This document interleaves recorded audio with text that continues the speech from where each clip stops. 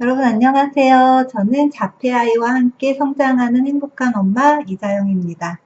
오늘 제가 여러분께 소개해드릴 책은 기적을 부르는 토마티스 청지각 요법입니다. 이 책은 토마티스에 대해서 굉장히 설명을 잘 해놓았고요. 이 책 부분 중에서도 자폐아이들에게 토마티스가 어떤 도움을 줄 수 있는지를 설명을 드리려고 해요. 대부분의 많은 자폐아이들은 감각 문제 때문에 고통을 받거든요. 제가 전정감각에 대해서 설명을 드렸는데요. 감각 문제가 생기게 되면 언어나 인지뿐만이 아니라 학습 능력이나 상황 대처 능력, 사회성 이런 데도 다 영향을 끼치게 돼요. 그래서 저에게 오는 아이 중에 발달 문제가 있진 않지만 사회성이나 학습에 문제가 있는 아이들을 잘 살펴보면 감각 문제를 조금씩 가지고 있는 경우가 있거든요. 그런 아이들은 사실상 그 감각 문제가 어릴 때 해결이 됐다고 하면 학습이나 사회성에 문제가 생기지 않았을 수 있고요. 지금이라도 그런 감각 문제를 해소해주고 사회성이나 학습 문제를 도와줄 때 훨씬 더 도움이 될 수 있는데요.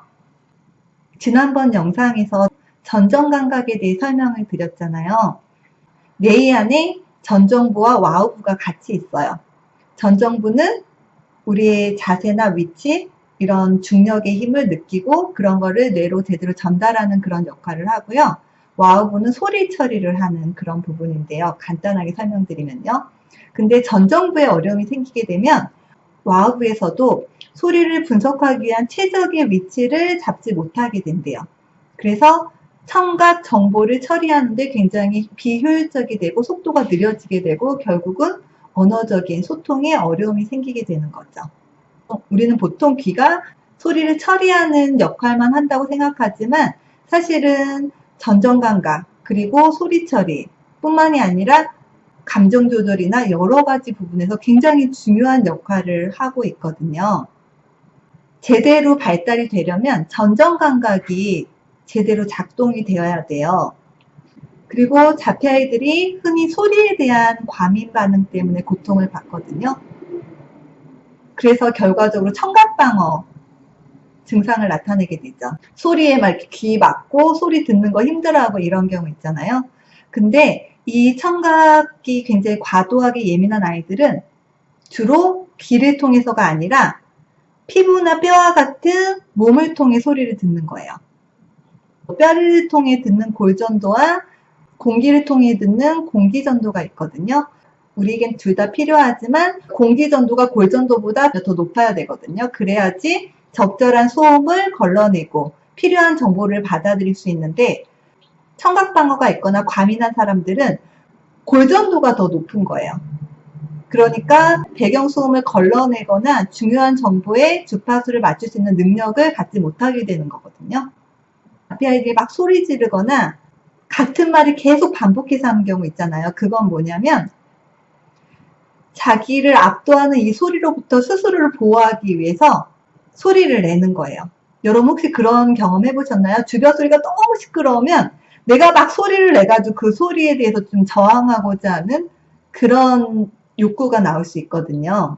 감당할 수 없는 소리가 계속 들리면 그 소리를 귀 기울여 듣고자 하는 욕구가 줄어들 수밖에 없어요. 소리가 바로 소음이 되는 거죠.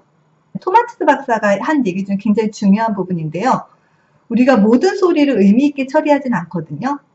소리를 그냥 듣는 것과 실제로 의미 있게 듣는 거에 차이가 있어요. 그러니까 영어로 하면 hearing, 그냥 듣는 것과 listening, 주의 깊게 듣는 것, 이 차이가 있는 거죠.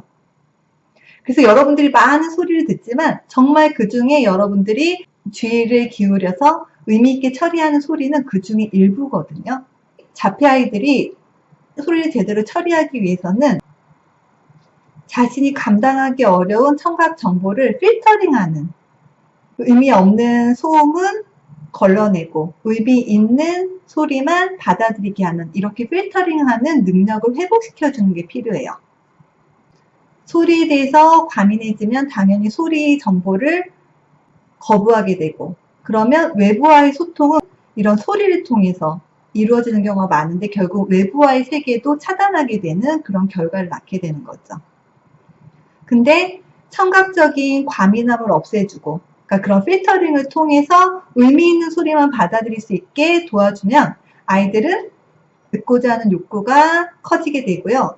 세상과 소통하고 대화하고자 하는 욕구도 더 커지게 돼요.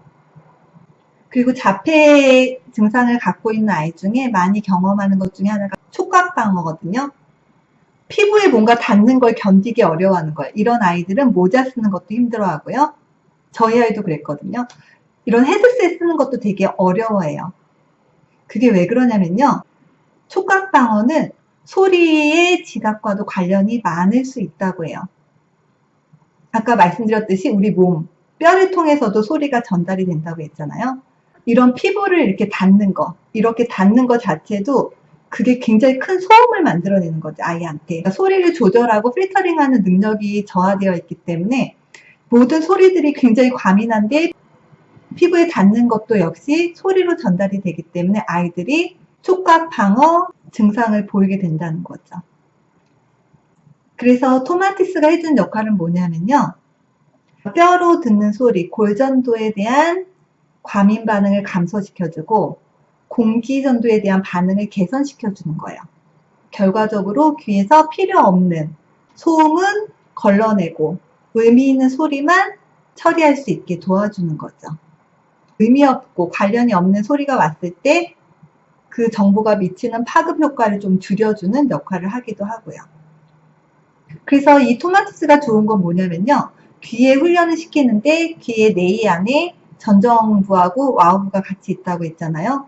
전정부 와우부를 함께 훈련을 시켜주기 때문에 전정감각 그리고 청취각, 아까 전정감각에 관련된 많은 것들이 있었잖아요. 정서적인 안정감, 자세나 혹은 양측 협응 여러 가지 부분이 개선되는 데 도움이 될 수 있다는 거죠. 토마티스 훈련을 통해서 골전도에 대한 과민성을 없애주면 촉각방어도 많이 줄어들게 돼요. 촉각방어가 줄어들게 되면 아이들이 외부 환경으로, 외부 세상으로 나가고자 하는 욕구가 증가하게 되고 사람들과의 관계에서도 어떤 터치를 통해서 관계가 훨씬 더 좋아질 수 있겠죠. 그리고 전정감각이 안정이 되면 시지각적인 부분도 개선이 될 수 있거든요.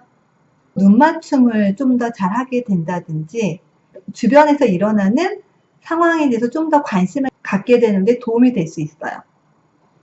언어나 인지, 더 나아가선 추상적인 사고 능력에도 도움을 줄 수 있는 그런 기반을 닫게 되는 거죠. 여러분들에게 도움이 됐으면 좋겠고요. 다음에 또 찾아뵙도록 하겠습니다. 감사합니다.